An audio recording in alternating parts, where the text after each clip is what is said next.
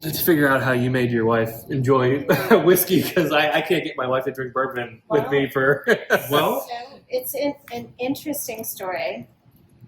so Yeah. with you having, a medical degree, what we found, and we didn't know this in the beginning, so as we were going about this process, I didn't know. Carrie's like, I don't like whiskey. And I've taken I'm a like- lot of anatomy classes, and I didn't know So this. I'm like, the research indicates that you should like whiskey. Really dark chocolate, bold red wines, black coffee, tea, like all these different things. So that summer of when COVID was first starting, we just went and bought a lot of different whiskey. I'm like, there's got to be a reason. Like, the market research says you should like this. So the first whiskey she liked, which is what owed to her own obligation, was Centauri whiskey, a Japanese whiskey, and a little bit more delicate. Then we went and took some professional classes, and during that time, the research shows that women have more taste buds than men. And because of that, they can taste more of the nuances.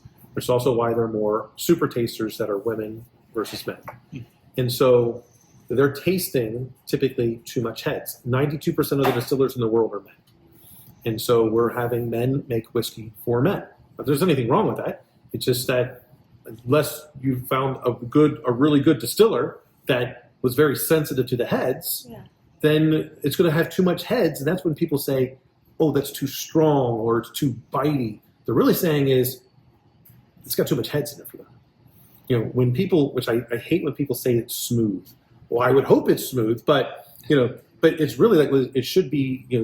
It's like saying, the chicken breast that has barbecue sauce on it has a really good flavor. Well, it's not the chicken; it's barbecue sauce. So, of course, but what are you tasting in there? The hearts, of course, it should be smooth, but it should be in a way like silky or a full mouthfeel, something along those lines. It's really sweet sitting on the tongue. But when someone says it's too bitey or it's too strong, it's got too much heads in it. And this is why you should always taste it the way we showed in the beginning.